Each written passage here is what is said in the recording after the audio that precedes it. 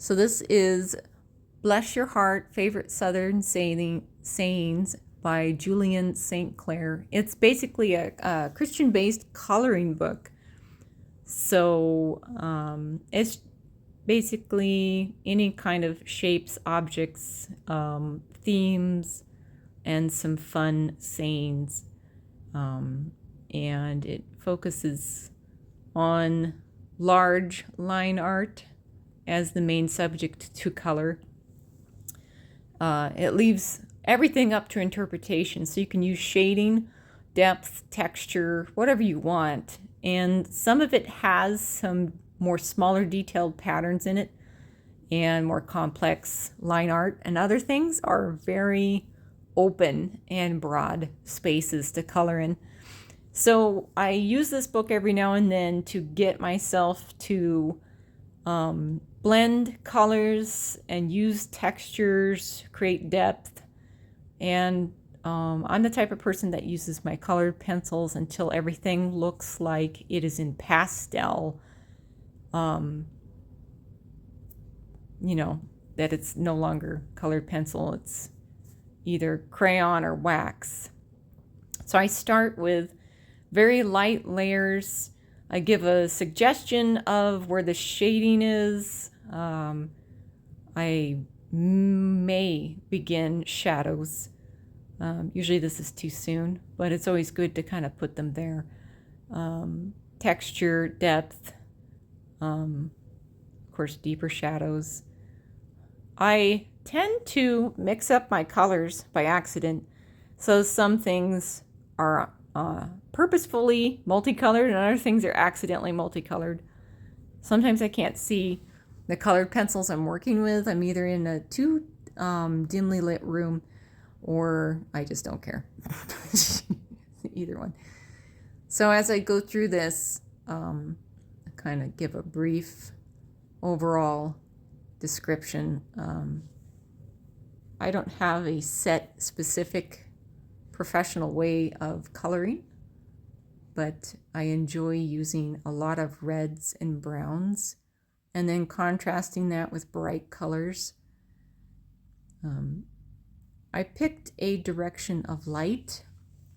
I was thinking it was coming from the left side window from above most of these objects. And so I tried to get the light to go through the vase with the flowers in it up at the left there, and have since worked from that direction through the whole image. Through the rest of this video, that's where the light source mainly is coming from. There's bounce back light. It's from the other window, from whatever's in the room that comes back to help you see what you're looking at. Otherwise, everything right up against bright light is usually too dark to see. So I'm working with that theory. Some of these things are behind the barrel. So as I try and get the right tone of this, I would say that looks more like a mahogany cello. It's not quite a full-size cello. That barrel's awfully big, and the banjo is much bigger than this. This should be a violin, but it is not quite the right shape of a violin. I'm sure it's some kind of mixed breed of instrument. I'm not an instrument nut. I can't tell you. That doesn't look like a violin, but it's too small to be a cello, so it's definitely not a normal guitar. So I just go over the barrel texture. I continue some lineage for grain, and I'm not going to be too specific with the wood grain. Things are going a little bit too fast. I think that kind of messes up how I see this. It's giving me a headache. My bad. And going over the metal straps, put a little shading texture in the metal. Trying to keep most of it that's behind the banjo darker, because that's on the back side of the barrel. The light should not be shining directly on it.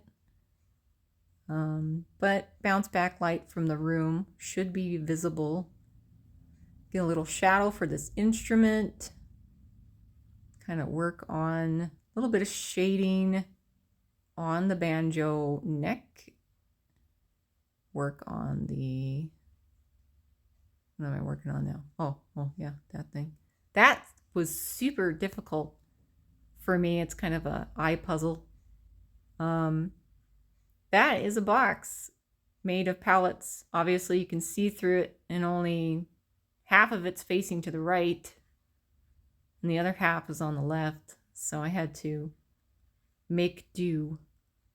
And a lot of the line art is as simple as it gets. And that's great because then you can texture and shade, create depth and volume, work with light and dark. Yeah.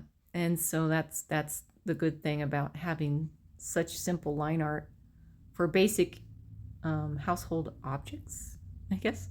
If you make a palette table, then you'll know. So I put all kinds of colors on that palette. I had a basic kind of reddish brown, kind of almost a yellowish brown, and then I went with some darker browns just because palette wood is used. It's made of multiple woods. Usually it's a conglomerate all stapled together. There's nothing too specific with palettes. And to create depth in there, it's going to require darkening something, even though it's probably just one type of wood. So it doesn't matter to me. Then I went over this giant barrel again and gave the banjo a little bit of shade or shadow, and realized I had way too much light on the back of the barrel. And I did some cross texture because not all wood boards are just straight down. Sometimes they're cut or sanded in the opposite direction just for quick. Yep, and there's stinking cat. Okay.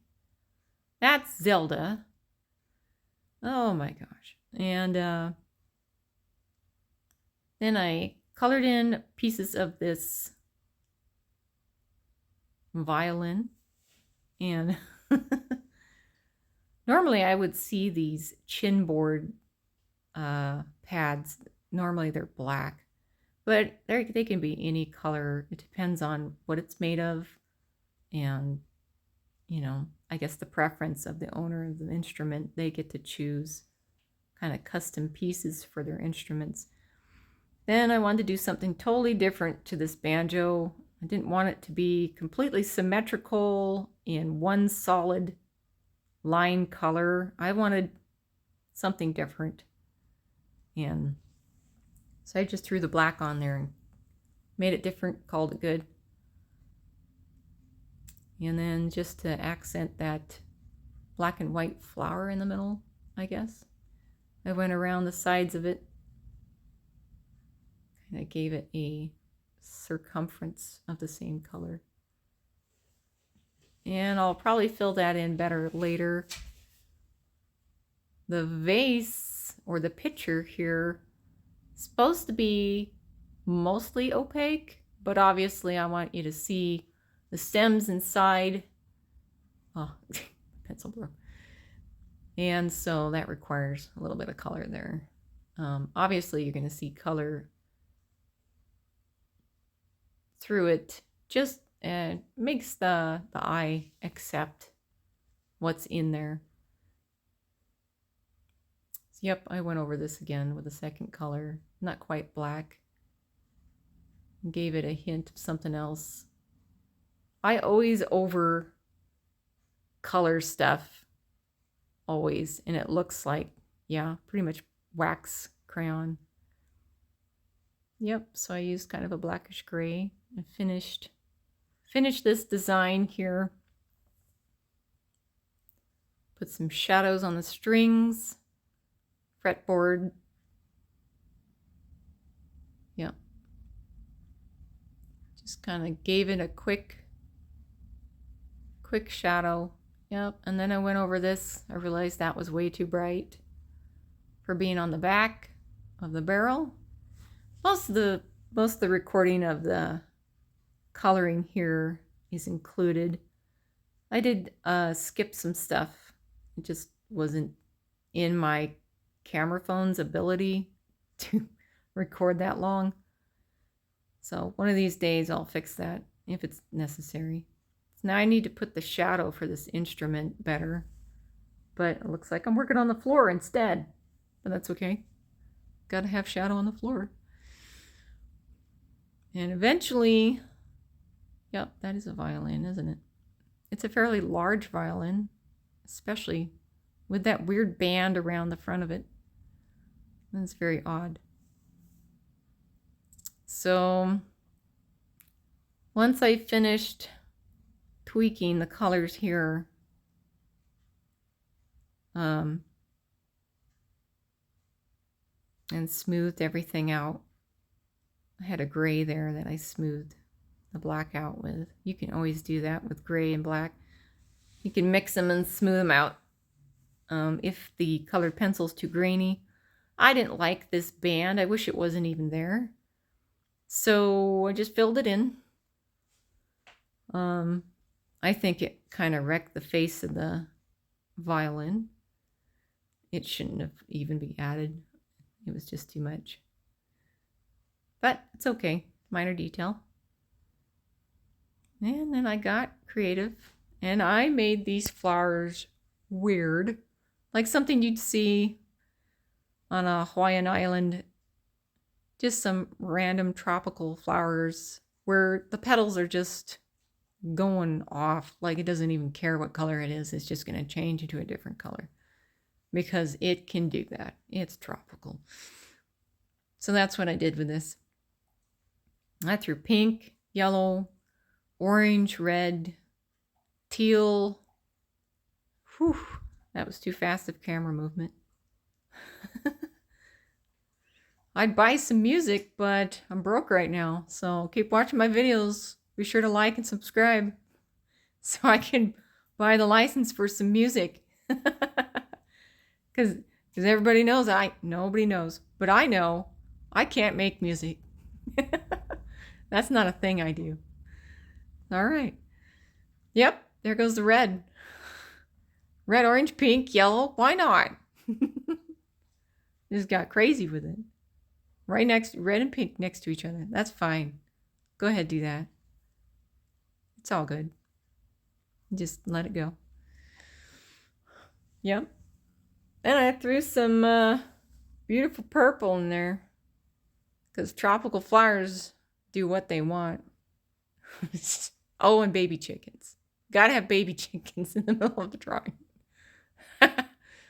Cats and baby chickens. Be surprised if the dog doesn't show up. Yep. Threw in some teal. These flower petals, no boundaries. They go for whatever color they want. Well, just crazy colors. It's still pretty though. I could see these in Hawaii. They'd be out there with the bunnies and the chickens. You'd be like, what is that? I don't know, but the rabbits like it. So we'll keep it. I'm kidding. Yep, animated center's yellow. And I threw some highlight yellow on the stems down there because the light through the window probably is bright yellow. Sit. And went over the banjo a little bit more with some yellow. Then I was like, why? There's like a broom and a mop and stuff in the barrel back here. I was like, what in the world?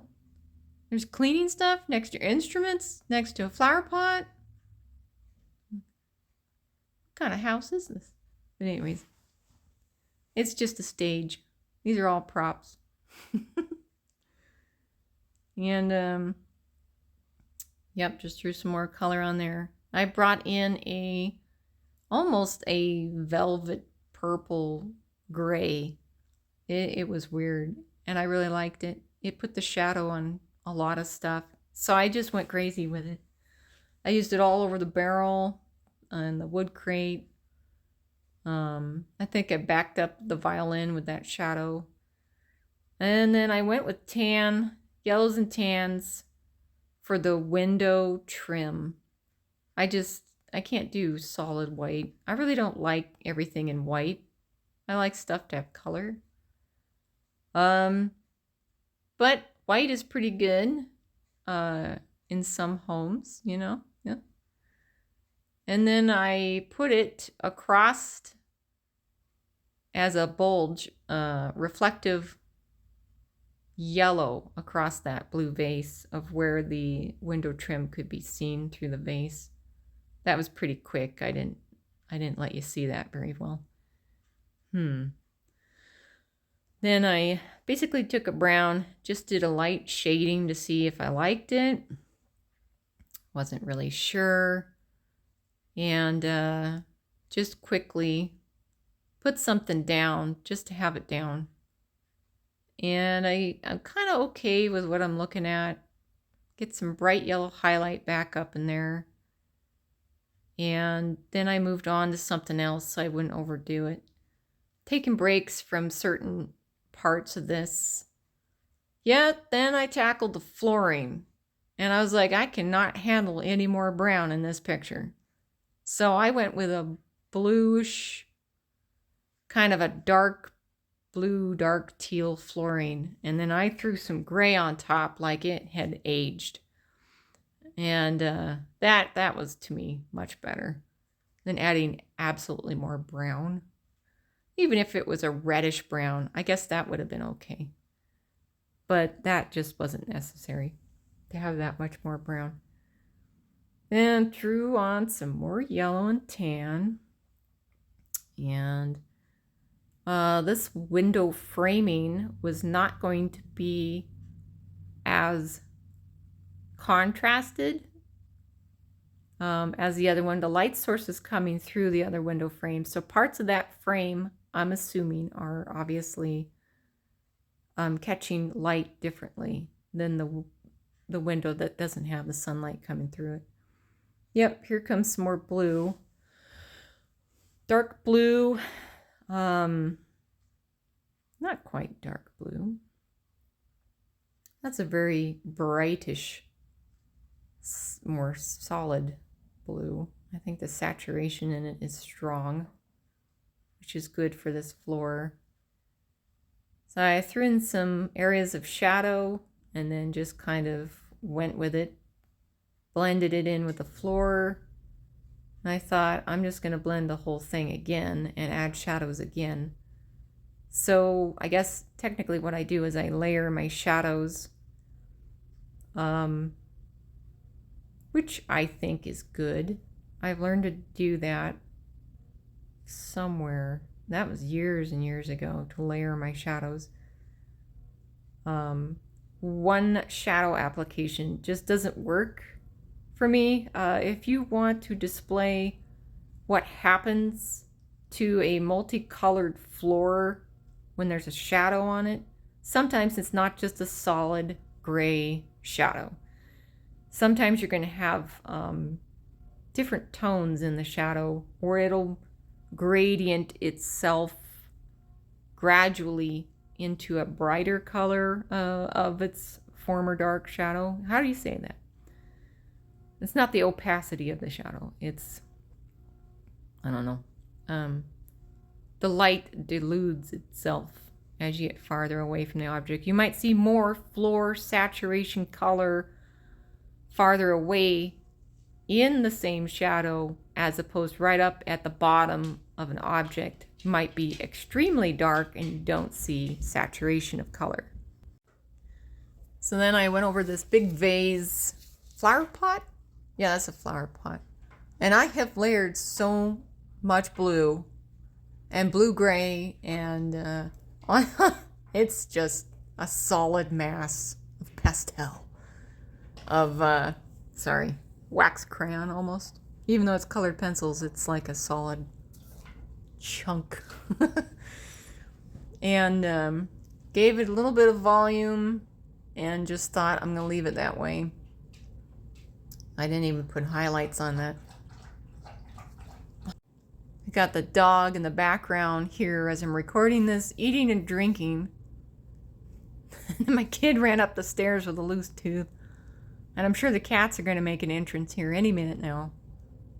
So then I added more shadows to the instruments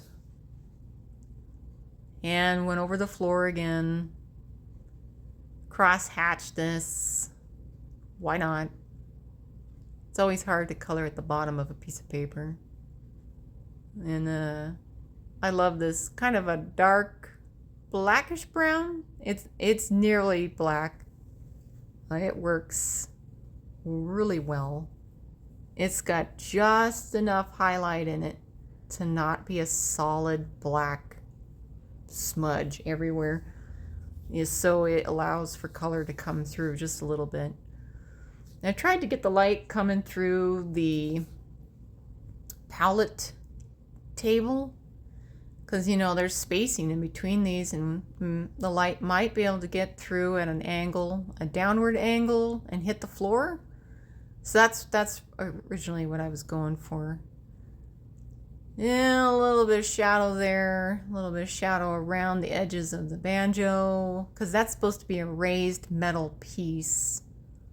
I believe. I held a banjo once or twice. Then I went over some of the window framing, which is out of view. My bad. This page is getting pretty solid. I'll show you at the end how reflective it is, how waxy it is. Then I threw some shadow in the background before adding color because it's the wall's going to have color, but I want the color overlapping the wall shadow tone. So that'll work for me. I'm not too picky about wall textures. Maybe if I should get better at it. Kind of turn it into almost a fondue.